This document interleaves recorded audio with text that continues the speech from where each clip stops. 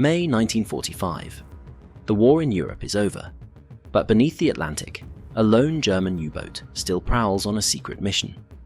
U-234, a long-range Type 10B U-boat dispatched in the Reich's final days to deliver critical technology, carrying an unlikely cargo of Nazi engineers, jet plane parts, and uranium oxide destined for a Japanese atomic research program. This is the story of U-234's last voyage, a doomed delivery that arrived not in Tokyo, but in the hands of the Allies. U-234 was no ordinary U-boat. Laid down in 1941 and commissioned in early 1944, she was a Type 10B submarine, the largest class Germany built during the war. Originally designed as a mine layer, she stretched 294 feet, featuring extra storage for dozens of huge naval mines. However, the demands of war would see her converted from a mine dispenser into an underwater freighter. In late 1944, U-234 returned to the Kiel shipyard for refitting as a transport sub. A snorkel breathing mast was installed for extended submerged travel, and half her mine shafts were refitted with cylindrical cargo containers that could be loaded and released like mines. Her keel was also packed with heavy cargo, tons of lead, mercury, and optical glass, and even her spare torpedo compartments were crammed with freight. These modifications gave U-234 an enormous payload capacity of around 240 to 300 tons of cargo, albeit at the cost of speed and maneuverability. She was, in effect, a slow-moving undersea cargo ship. By late 1944, this purpose had become critical. With Allied navies strangling surface supply lines, Germany and Japan, Axis partners separated by half the globe, had turned to submarines to exchange technology and resources. U-234 was handpicked for a last-ditch voyage to Japan, carrying advanced weapons and technical experts to bolster the faltering Japanese war effort. Though Captain Lieutenant Johann Heinrich Fehler, U-234's 33-year-old commander, had hoped for a combat command, he was instead tasked with piloting this oversized U-boat on a long-range clandestine delivery mission. It was a disappointment for the career submariner, but also an assignment of great importance. Nazi leadership hoped that U-234's cargo might help Japan hold out longer against the Americans, tying down Allied forces even as Germany itself faced defeat. In essence, U-234 became a lifeline, a final gift from a collapsing Reich to its last remaining ally. Aside from training exercises, U-234 had no traditional combat patrols. Her wartime service was brief and singularly focused on preparing for the mission to Japan. After commissioning in mid-1944, U-234 spent months up in the Baltic before heading back to the yard for her transport conversion. In March 1945, with modifications complete and cargo loaded, Fehler took U-234 to sea for shakedown trials. During snorkel tests in the Kattegat, the large U-boat even collided with a smaller German sub, a minor scrape that punched a dent but did not derail the mission. By this point, Germany's situation was dire. In late 1944 and early 1945, Allied armies were overrunning the Reich from both west and east. Still, U-234's crew and passengers remained committed to their journey. On March 25, 1945, the submarine sailed from Kiel, Germany, bound for Norway as a staging point. Navigating under escort, U-234 reached the Kristiansand base in southern Norway in early April. There, final repairs were made and fresh provisions and diesel fuel were taken aboard for the long voyage ahead. Fehler knew the odds were against them. By his own admission, he was dubious that the mission could succeed amid Allied dominance of the seas. On the evening of April 15, 1945, U-234 slipped out of Kristiansand and dove beneath the North Sea, setting a course for the Far East. The U-boat's initial tactics were those of survival, run deep and silent. For the first 16 days, Fehler kept U-234 submerged almost continuously at snorkel depth, creeping along to avoid detection. Only after painstakingly rounding Scotland and escaping the Allied patrolled North Atlantic approaches did he dare surface at night. Even then, in late April, the weather dealt a hand.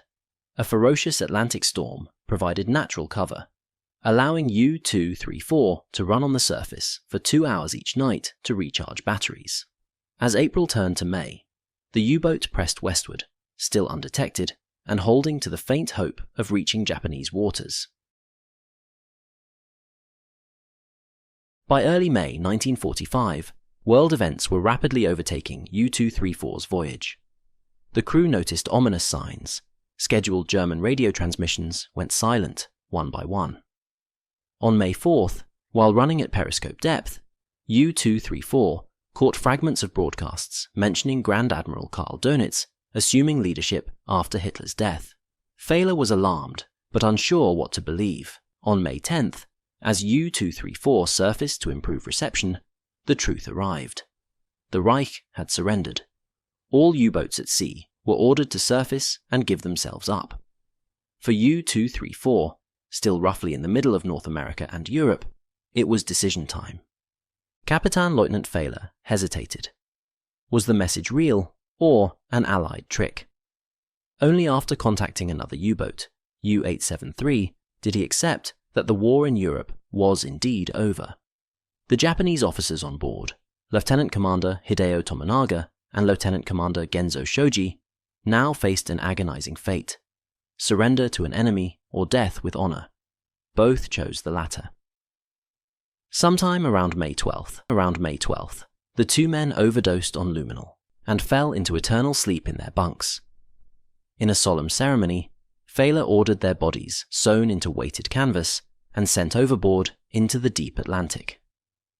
Then broke radio silence to report her intent to surrender. Cunningly, Fehler gave a false destination of Halifax, Nova Scotia, hoping to avoid interception by Canadian or British forces.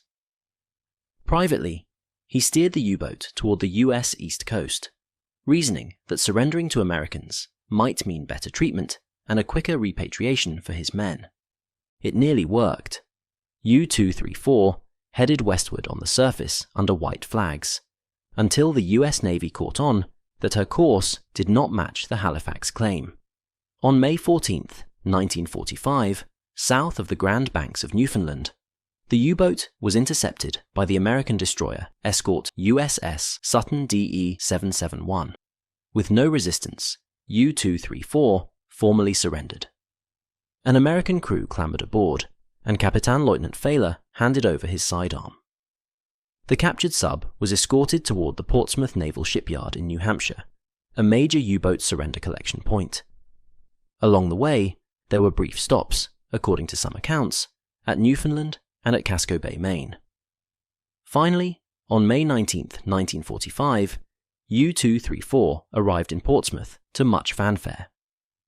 News of U-234's dramatic arrival, carrying high-ranking German officials and 2 dead Japanese personnel buried at sea en route, made headlines. The moment marked the end of U-234's voyage, but the beginning of the unraveling of her many secrets. Even before U-234 docked, rumors swirled about what she had been carrying for Japan. US Navy intelligence was well aware this submarine was a special courier.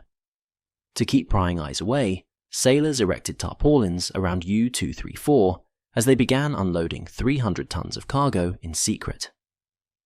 What emerged was a treasure trove of advanced weaponry and resources. According to later inventories, U-234's holds contained technical drawings and blueprints by the caseful, examples of Germany's newest electric guidance torpedoes, one complete Messerschmitt Me-26 jet fighter in crates, and even a winged Henschel HS-293 guided bomb. There were crates of optical glass, radar equipment, explosives, and pharmaceuticals, plus 26 tons of mercury and 74 tons of lead, raw materials in desperate shortage in Japan. The sub even carried 1 ton of mail intended for German officials in Asia, underscoring how isolated Japan had become by 1945. Most astonishing of all was a collection of 10 steel cylinders labelled U-235, part of a consignment tagged for the Japanese army. When opened under laboratory conditions, these containers held roughly 550 to 560 kilograms of uranium oxide powder. The German crew had been warned never to open the mysterious cans, told that the contents could be deadly if exposed. At the time, the discovery of uranium was kept highly classified. It would remain a Cold War secret for decades. We now know that Nazi Germany did not have any capability to enrich uranium to a bomb-ready state. Their atomic program was far behind. However, Japan had shown keen interest in obtaining nuclear materials. Officially, German records claimed the uranium was requested for use as a catalyst in making synthetic aviation fuel. Unofficially, Japanese scientists at the Riken Research Institute in Tokyo were experimenting with rudimentary thermal diffusion methods to enrich uranium, as part of a preliminary and ultimately fruitless Japanese atomic project. In fact, U-234's uranium shipment was likely bound for the Riken lab, though in a twist of fate, Allied bombers had destroyed that very lab in April 1945, just days before the sub set sail. Whether Japan could have done anything significant with 560 kilograms of unrefined uranium oxide so late in the war is doubtful. But its presence aboard speaks volumes about the desperation and last hopes of the Axis powers. The human cargo of U-234 was equally notable. There were 12 passengers plus the U-boat crew, a roster of specialists chosen to aid Japan. Leading them was Luftwaffe General Ulrich Kessler, assigned to be an Air Force liaison in Tokyo. Alongside him were two colonels, K. Nischling, a naval judge advocate, and Herbert Sandrart of the Luftwaffe, tasked with security and technical roles, as well as several civilian engineers. One passenger, Dr. Heinz Schlicker, was an electronics and radar expert, who later would be scooped up by the United States under Operation Paperclip to work on American technology. Another, August Bringerwald, had overseen jet production at Messerschmitt. He likely accompanied the crated jet on U-234 to assist Japanese engineers. Perhaps the most mysterious riders were the two Japanese naval officers, Lieutenant Commander Hideo Tominaga and Lieutenant Commander Genzo Shoji. Tominaga was a submarine designer and naval architect who had been in Germany since 1943. He himself arrived by submarine. Shoji was an aviation and aircraft specialist, formerly a naval attaché in Berlin. Both were essentially technical liaisons, now returning to Japan with first-hand knowledge of German advancements. In death, they became symbols of the profound link and ultimate failure of the German-Japanese wartime partnership. The seizure of U-234 handed the Allies a windfall of intelligence at a crucial moment. In May 1945, the war against Japan was still raging, and US planners were anxious to gauge how German aid might boost Japan's defense. The U-boat's advanced weapons samples and blueprints were shipped to US technical centers. For example, the Messerschmitt Me-262 jet fighter was sent to Wright Field in Ohio for Air Force evaluation. Perhaps most impactful was the trove of documents and prototypes related to radar, guided missiles, and other late-war innovations, which gave the Allies insight into both German and Japanese capabilities. U-234's high-profile passengers, including General Kessler and Kapitänleutnant Fehler, were flown to Washington, D.C. for extensive interrogation, a sign of the intelligence value placed on them. American secrecy endured into the post-war years. The fact that a large quantity of uranium had been found was kept classified throughout the Cold War, feeding many conspiracy theories. In reality, the uranium oxide was swiftly turned over to the US Army's Manhattan Project, the top-secret program racing to build atomic bombs. By late June 1945, the captured material had been shipped to the Manhattan Project's Clinton Engineer Works in Oak Ridge, Tennessee, presumably for test processing or enrichment. This has led to mass speculation. Some sources have claimed that the uranium from U-234 was indeed enriched and contributed to the Little Boy atomic bomb detonated over Hiroshima on August 6, 1945. The notion is alluring. The idea that Nazi uranium intended for Japan ended up fueling a bomb against Japan, yet most historians remain skeptical. The timing was extremely tight. According to Major John Lansdale, the Manhattan Project security chief, the material did reach Oak Ridge and may have been added to the enrichment stream, but likely too late to make it into the first bombs. More plausibly, it became part of America's growing post-war uranium stockpile and research supply. The exact fate of U-234's uranium remains unconfirmed, an enduring historical question mark, an echo of the larger unknowns about how close the Axis powers ever got to an atomic capability. As for U-234 herself, she never returned to sea under a flag. After exhaustive testing of the captured U-boat's design and performance against new US submarines, the Navy had little use for the vessel. On November 20th, 1947, off Cape Cod, the once secret submarine was consigned to a dramatic end, used as a target in a live fire exercise. The American submarine USS Greenfish fired a torpedo into U-234, sending the U-boat to the bottom in a column of spray and fire. With that, U-234's saga finally concluded beneath the cold Atlantic swells. And yet, the legacy lives on as a haunting footnote of World War II. This single U-boat's journey encapsulated the last gasp of Nazi-Japanese cooperation, highlighting both its grand ambitions and its ultimate futility. The mission revealed not only technological wonders, jet planes, guided bombs, and uranium that foreshadowed the dawn of the atomic age, but also the fundamental disconnects between two desperate allies. German and Japanese planners never fully trusted each other and often struggled to bridge differences in manufacturing and science culture. Even as Japan hungered for German innovations to resist defeat, the dysfunction and delays meant that U-234's gifts would have arrived too late to matter.